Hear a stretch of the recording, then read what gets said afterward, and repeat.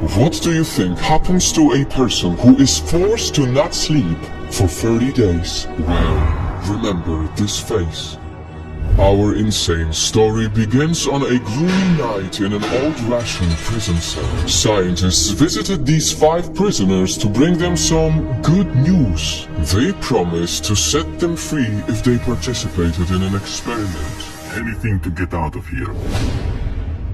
Excellent. We shall make the immediate arrangements. Little did they know these prisoners made a deal with the devil. The scientists had invented a type of gas they believed would keep soldiers awake for 30 days without any sleep. So they had to test it. The 5 prisoners were brought to a small chamber with beds but no beddings, dry food, water, books, a toilet, and finally the most important part of the experiment, the gas that could revolutionize the war and make Russian soldiers superhumans. Let us begin the experiment. From the very first day, scientists watched the 5 prisoners through a glass window and listened to them through microphones.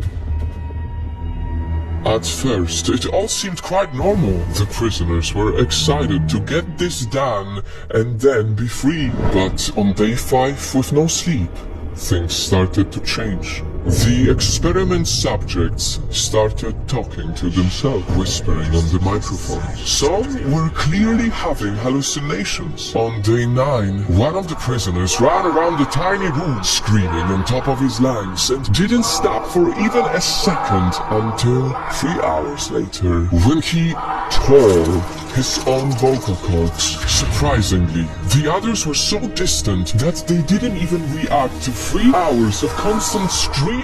They were too busy sticking their own faces to the walls. But this was still nothing compared to what happened on day 15. The 5 of them hid in the corners, barely visible through the glass window. It was dark. They also stopped making any sounds. Total silence. Having no other choice, scientists had to open the chamber, but first they warned them not to move and promised to set one of them free. Please, nobody move. If you follow our orders, we shall set one of you free. Do you understand? To which one of the prisoners answered, "We no longer want to be free." The prisoners got so addicted to the gas that it became all they wanted. After 15 days of no sleep, they started desperately begging for it. Please, we beg you, release the gas. We will do anything. When the scientists finally opened the door to see the prisoners better, they saw hell. The prisoners' bodies had mutated to look like this. One was lying on the floor, drowning in his own blood, lifeless. The other 4 were alive, but only partly. With their insane, devilish smiles, they were feasting on their own bodies. One ripped his own chest with his bare hands. One had muscles and skin torn out of his own arms and legs. Bones were coming out of his fingers, and organs were out of the others' bodies. In shock, the scientists ran to call soldiers to pacify them, but the prisoners had gone so wild that they couldn't recognize anyone anymore. They ripped out one soldier's throat. Doctors were rushed in immediately to sedate them one by one. One of them bled to death, but the rest still kept on pleading to be given the gas. When the doctors started putting back the missing organs on their bodies, one prisoner wanted them to keep cutting through instead. After this horrific experiment, the remaining 3 prisoners were sent back to the chamber, and the Russian commander instructed 3 scientists to stay and monitor them. But the prisoners' insanity rubbed off on the scientists too.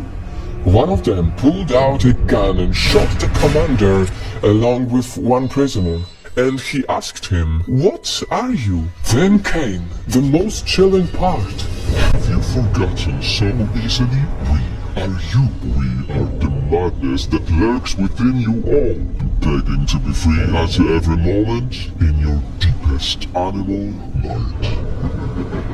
The scientist shot him again, but right before his last breath, the man whispered, So